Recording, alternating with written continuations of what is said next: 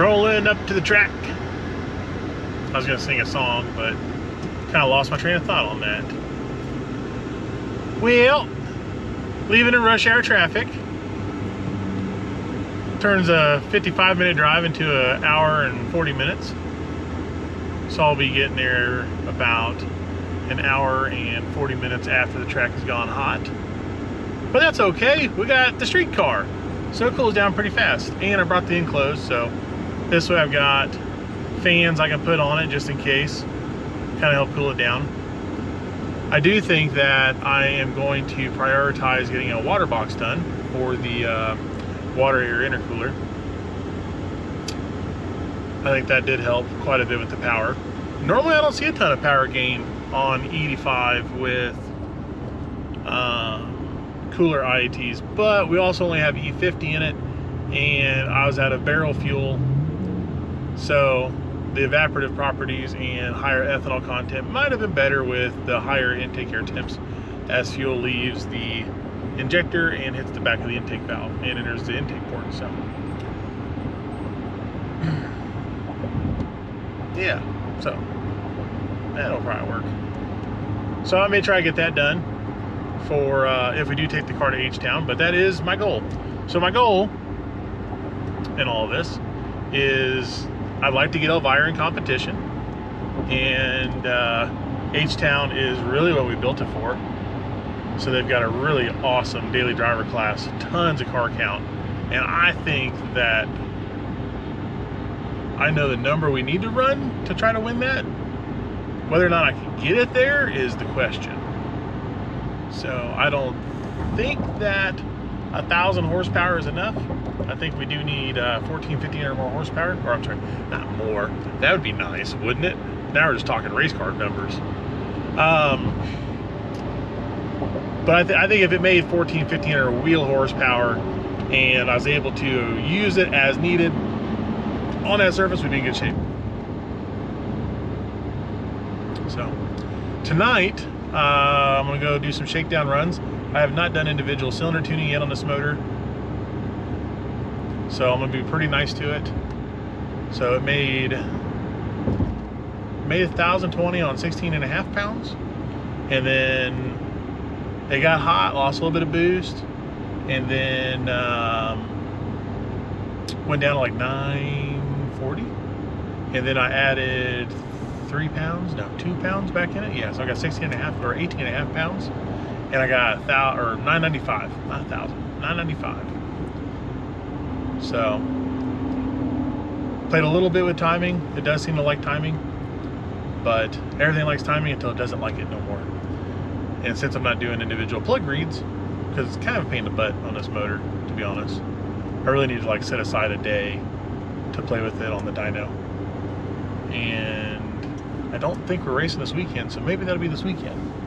Do a run, shut it down, pull the plugs out of it, read the timing mark, read the fuel ring, rinse and repeat.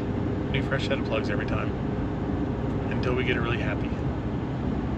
And then we should be able to lean on it really hard. I do think I'm going to slide the Dominator in it though pretty soon, because the wideband sensor does work better on the Dominator. But I'm pretty frustrated with my electric fuel pump problem that we had. Thinking how that probably took out our little 5.3 that I had in the motor, had in the car. It wasn't just me, Megan. It was the lack of fuel pressure, and then the car leaned out, and we didn't have the wideband to compensate for it, and then I didn't have the SD card and a 3.5-inch screen, so I didn't know that it lost fuel pressure. Pretty sure that's what killed it. I'm pretty sure. Considering like as soon as we went from work stall to dyno, and immediately it was having issues. Well, it didn't have issues at 400 horsepower, but it shouldn't with 85 and a single 450.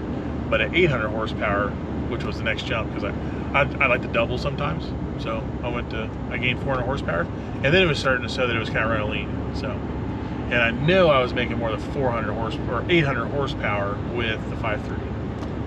So, logic says, lean, boom. We had some pieces of piston fall out of the exhaust during the dyno session. There's probably additional pieces of piston still in the muffler. Oh well. So tonight's goal is I'd love to go 580 on a foot brake. I don't have my trans brake valve body or trans brake 4L80 in the car, so this will be all foot brake. I may try playing with some of the foot brake stuff. When I tried pulling timing, adding fuel on a foot brake, but not getting against a two-step, because the rules are no two-step, no real launch control, and I don't really know if pulling timing to spool on a foot brake is considered launch control, since I'm not holding a button. That I don't think I have the foot brake wired into the ECU. If I did, it'd be a little easier, because then I could have a pull timing with the foot brake on, but I don't. So I might play with something like that tonight. We'll see. But I mean, if Megan can go a 140, 160 foot and run a 610 at 122, I think I should be able to as well. I definitely took out 150 pounds, which makes up like the weight difference between her and I, since I weigh like 270 right now. So that should help with the 60 foot. I think my best 60 foot's like a well, on the trans brake I've been 130, like 138, but usually I hover around 144, 148 on the trans brake with that car. And I think my best foot brake pass is like a 156 from when I blew up to 5.3. I think that was my best. So we'll see what I can chop it down to tonight. Hoping for good results. Gotta find me some dinner too. Where am I gonna eat? Oh, Megan and Logan were supposed to come, but we had, well, Isaiah, our oldest son, has a baseball game tonight, and we were looking to see if they're going to change the schedule on that, and they didn't, and that's okay. So Megan and Logan are watching Isaiah play play baseball, and Noah should be there watching too. So I'm going to do this run on my own. Probably I'll meet up with some friends when I get up there, but do the drive on my own. I'm gonna really miss all their help and their smiling faces.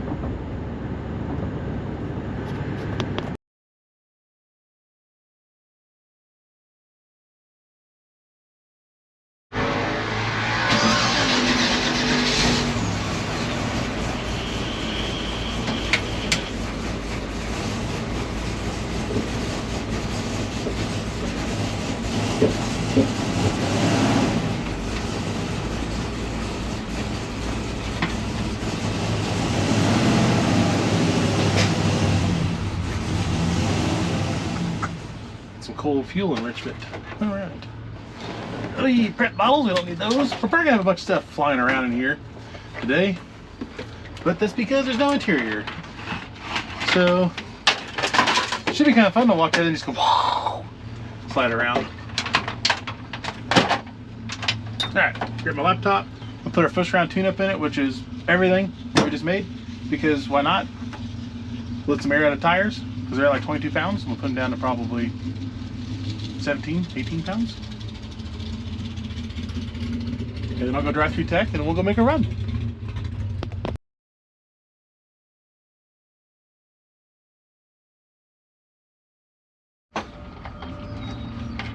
We're gonna have a roll bar up here. So I just need to make sure I pop in my door bars real quick. And then we'll be good to rock and roll. Let's see. I need to ground it somewhere. Let's see. Transmission don't shift. I know what I did. There we go. Now we're moving.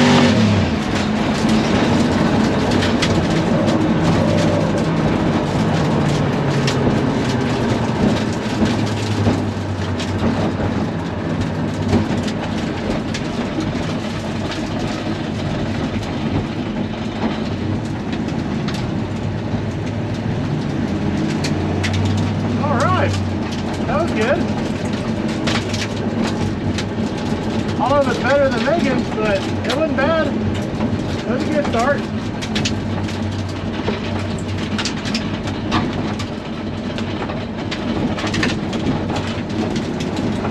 So rattly in here.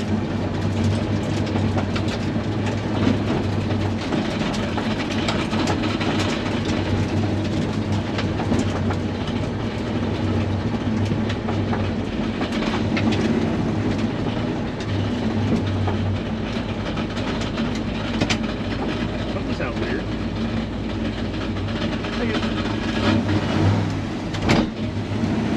Or we lost the paint or something.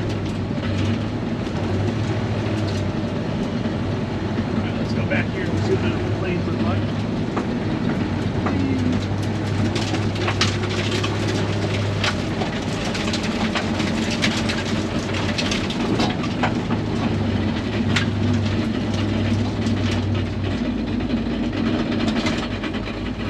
That's a weird sound.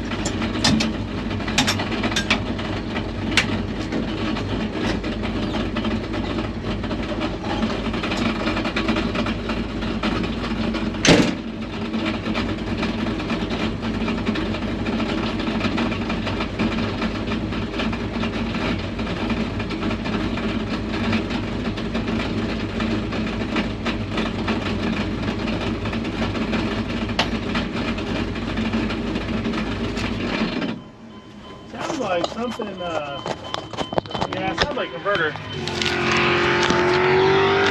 Sounds like torque converter. Or sounds like a bolt backed out.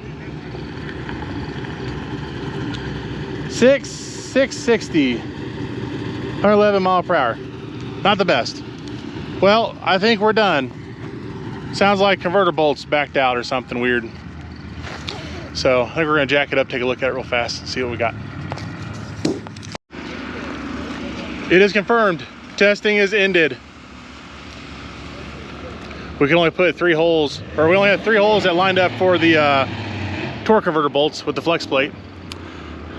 We need 6. Oh well. So back to the shop we go. I got 1 converter bolt left in it. Hopefully it's enough to get in and out of the trailer. I really don't want to use the push cart tonight if I don't have to. So yet again, Big Daddy breaks the Elvira. Man, oh man, I'm never gonna hear the end of this. Maybe I should just destroy this SD card and be like, I don't know what happened, baby. I lost it. I lost all the footage. Car runs great. It's ready to go.